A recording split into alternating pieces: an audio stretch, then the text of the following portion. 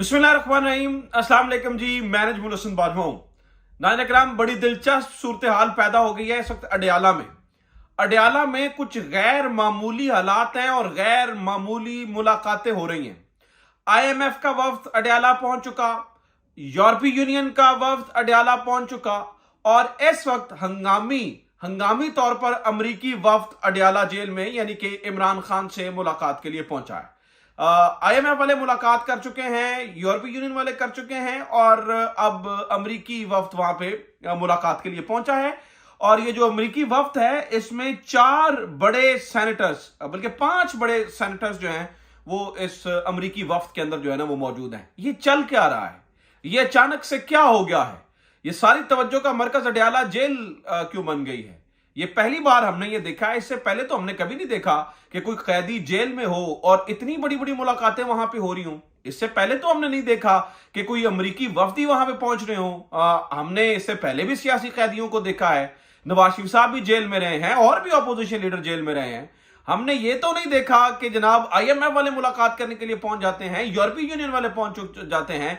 तो अभी इस वक्त अडयाला में चल क्या रहा है, यह सब कुछ क्यों हो रहा है? आज की वीडियो में नाज़रीन इकराम इन्हीं तमाम चीजों के ऊपर जो है वो डिस्कस करेंगे। नंबर 1। नंबर 2, एक हुकूमती सर्वे आया है उसके ऊपर भी बात करनी है और काजी उल कज़ा काजी फायजा साहब ने एक नए फैसले के अंदर इमरान खान को टारगेट करने की कोशिश की है, उसके ऊपर भी बात करनी है और जो नून लीग कर रही है उसके ऊपर भी बात करनी है। आगे बढ़ने से पहले नाज़रीन इकराम दरखास्त यह है कि चैनल को सब्सक्राइब जरूर करें अगर आपको हमारा कंटेंट अच्छा लग रहा है, हमारा कंटेंट पसंद आ रहा है और अगर आपको यह लगता है कि हम ठीक बात कर रहे हैं तो हमारा साथ जरूर दीजिए ताकि ये जो खास किस्म का प्रोपेगेंडा है उसको काउंटर करने में, जो इलेक्ट्रॉनिक मीडिया पे प्रोपेगेंडा चल रहा है उसको काउंटर करने में आपकी मदद मिल सके।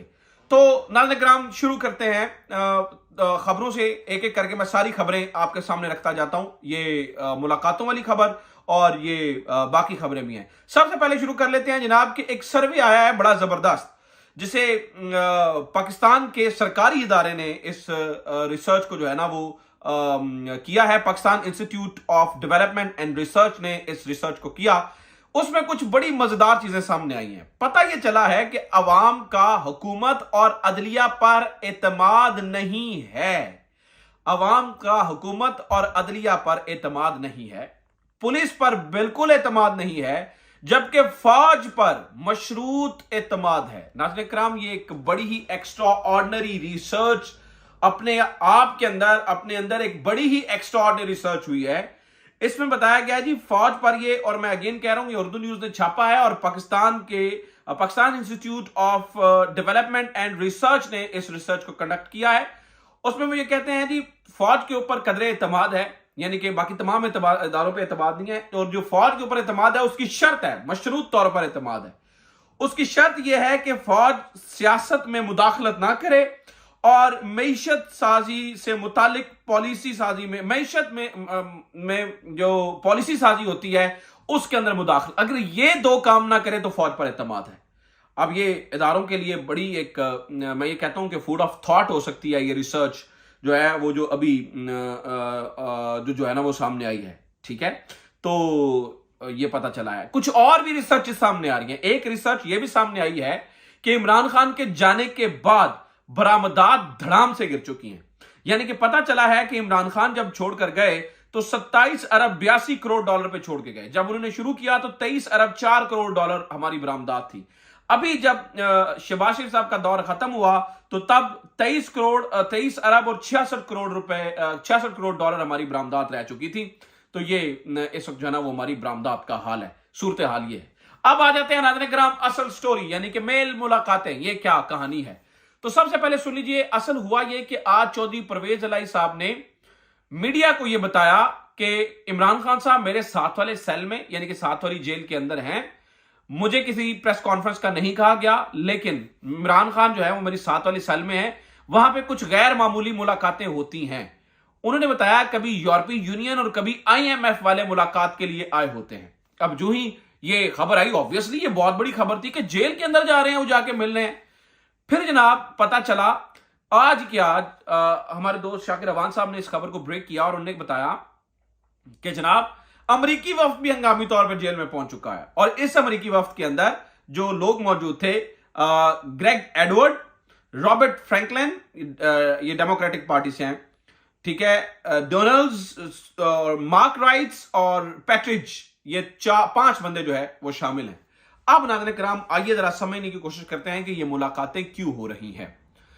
आपने ये याद रखना है कि जब आईएमएफ ने पैकेज दिया था पाकिस्तान को, और उस पैकेज से पहले आईएमएफ की मुलाकात हुई थी जमान पाक में आईएमएफ के वफ्द की इमरान खान से, और उन्होंने पहले आईएमएफ ने यह कहा था कि आप दस्तखत करवा लाइए इमरान खान के, उसके बाद हम आपको पैकेज दे देंगे, ठीक है। तो वो बात बनी नहीं थी कुछ, ऑब्वियसली ये चीजें। तो फिर आईएमएफ वाले बजाते खुद जमान पाक में पहुंच गए थे, और उन्होंने कहा था कि जनाब आप इस बात पे अग्री हैं, अगर तो आप अग्रीड हैं, क्योंकि आप बहुत बड़े स्टेक होल्डर हैं, आपकी गवर्नमेंट आ सकती है, तो फिर हम आपको पाकिस्तान को ये पैकेज दे देते हैं। जिस पर इमरान खान ने एक स्टेट्समैन होते हुए यानी कि एक स्टेट्समैन होने का सबूत दिया था, और इमरान खान ने कहा था कि आप पाकिस्तान को जो है ना वो हम इस बात पे अग्री हैं, इस मुआहदे पर भी अग्री हैं, और आप पाकिस्तान को जो है वो जरूर दीजिए इमदाद, जो है ना वो पैकेज जो है वो जरूर दीजिए। अब जब आईएमएफ ने रिव्यू करना था अगला प्लान, और रिव्यू करने के बाद क्योंकि ये जब एक प्लान होता है, मिसाल है ये 1 साल का प्लान है, ये 3 किस्तों के अंदर पैसे मिलते हैं। एक किस्त देने के बाद दूसरी किस्त लेने के लिए भी वो रिव्यू करते हैं कि आया पहली किस्त लेने के बाद जो इन्होंने हमसे वादे किए थे उसमें वो पूरा उतर रहे हैं। और उसके अंदर नाज़रीन किराम हुआ ये था कि होना यह था कि फिर इमरान खान से मुलाकात जरूरी थी, क्योंकि इमरान खान मेन उसमें स्टेक होल्डर हैं। तो ये इम्कान जाहिर किया जा रहा था कि शायद आईएमएफ वाले ना जाएं, क्योंकि जेल के अंदर जाते हुए कुछ मेरा ख्याल से गैर मुनासिब सी बात लगती है। ये एक्स्ट्रा ऑर्डिनरी किसी को इंपॉर्टेंस देना लगता है कि अगर आप जेल में चले जाते हैं। तो नाज़रीन किराम, अभी जब ये खबर आई कि आईएमएफ वाले जेल में गए, तो उस बात की तस्दीक हो गई कि आईएमएफ वाले उसी पैकेज की जो है ना वो दोबारा से तस्दीक के लिए पहुंचे, और इमरान खान ने दोबारा गो हेड दिया, और इसी वजह से जो है ना वो दोबारा स्टाफ लेवल जो है ना वो मुआहिदा भी हुआ, और आगे चीजें भी हुई, और दूसरी किस्त भी जो है ना वो हमें मिल रही है। यानी कि ये बहुत बड़ा एक इवेंट होता है। मुझे लगता है कि किसी भी पॉलिटिशियन के हिस्से में इस किस्म की शोहरत नहीं आई कि आईएमएफ वाले जाके वहां से मिल रहे हो।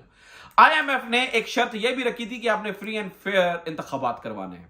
यूरोपीय यूनियन ने भी नाज़रीन किराम ये शर्त रखी थी। उन्होंने कहा हम देख रहे हैं एक पार्टी के साथ जो हो रहा है, इससे पहले यूरोपीय यूनियन का ये बयान आपको पता ही आया था, और फिर हमें ये पता चला कि यूरोपीय यूनियन वाले भी इमरान खान से जाके मिल रहे हैं। और आज ये जो अमेरिकी वफ्द है, ये तो एक बहुत ही सरप्राइजिंग सी चीज है, क्योंकि खास तौर पर अमेरिकी वफ्द का मिलना तो एक बड़ी एक्स्ट्राऑर्डिनरी चीज है।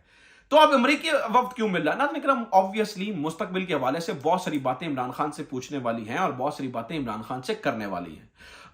इमरान खान ने पहले ही कह दिया था कि मैं अमेरिका से लड़ाई नहीं चाहता हूं, मैं दोस्ताना ताल्लुकात चाहता हूं, गुलामाना ताल्लुकात नहीं चाहता, दोस्ताना ताल्लुकात चाहता हूं। तो अब जिस केस में इमरान खान अंदर हैं इस टाइम, वो ऑब्वियसली साइफर का केस, वो भी डायरेक्टली अमेरिका से रिलेटेड है। ऐसे में पूरी दुनिया में तनकीद हो रही है, और खास तौर पर अमेरिका से के जब तर्जुमान आते हैं बात करने के लिए, आपको ये मालूम ही है, महकमा खारजा के तर्जुमान जब बात कर रहे होते हैं तो इमरान खान से रिलेटेड बहुत सारे सवालात होते हैं। तो एक इंप्रेशन ये दुनिया में जा रहा है कि शायद जो है वो इमरान खान को अमेरिका की वजह से जो है ना वो कैद में रखा गया है। So this is why America अपनी पोजीशन क्लियर करना चाहता है। अंदर खाते क्या बात हुई है वी डू नॉट नो। जब तक ऑब्वियसली इमरान खान नहीं बताएंगे, किसी यहाँ अमेरिका वाले खुद नहीं बताएंगे, तो पता नहीं चलेगा। लेकिन उसका जो बैकग्राउंड है ये सारी सूरत का, ये हमें इंडिकेट करता है कि असल में चीजें जो है वो किस तरफ जा रही हैं। तो नाज़रीन किराम, ये भी हो सकता है कि इन मुलाकातों के अंदर कोई एक्स्ट्रा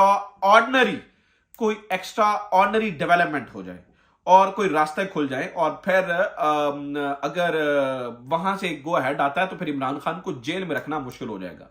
अभी भी जिस लेवल की इमरान खान की मुलाकातें हो रही हैं, जेल के अंदर इनफैक्ट हो रही हैं, वो पावर कॉरिडोर्स को अच्छा खासा तंग कर रही हैं। पावर कॉरिडोर्स कभी भी ये नहीं चाहते, पावर कॉरिडोर्स का कभी भी दिल नहीं होता कि एक बंदा जिसको जेल में रखा गया है उसको इतनी एक्स्ट्रा ऑर्डिनरीली उसको इंपॉर्टेंस मिले और चीजें हो। तो नाज़रीन किराम, ये तो इस वक्त जो है ना वो होता हुआ नजर आ रहा है। तो ये इस वक्त की सबसे बड़ी खबर है, सबसे बड़ी ब्रेकिंग न्यूज है कि इमरान खान से जेल में मुलाकातें हो रही हैं। अब आ जाते हैं जनाब नवाज शरीफ साहब की सियासत की तरफ। ये भी बहुत इंपॉर्टेंट खबर है।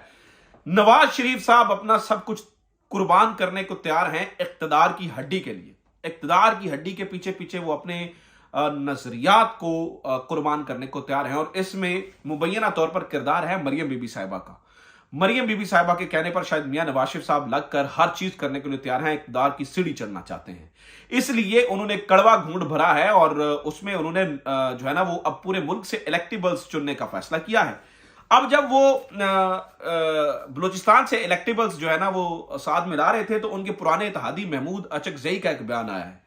उन्होंने कहा है जी नून लीग को इनसे जो है वो होशियार रहने की जरूरत है। जब भी ये इनके ऊपर नून के ऊपर मुश्किल वक्त आएगा, ये लोग सबसे पहले छोड़ने वालों में शामिल होंगे और ये लोग वाकई छोड़कर चले जाएंगे।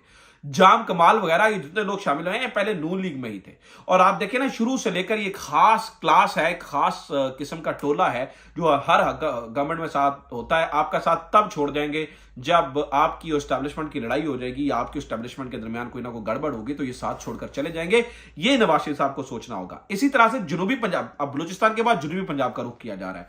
जुनूबी पंजाब के अंदर नाज़रीन किराम तकरीबन 86 के करीब मेंबरान असेंबली हैं जो कि इस वक्त बिल्कुल आजाद हैं।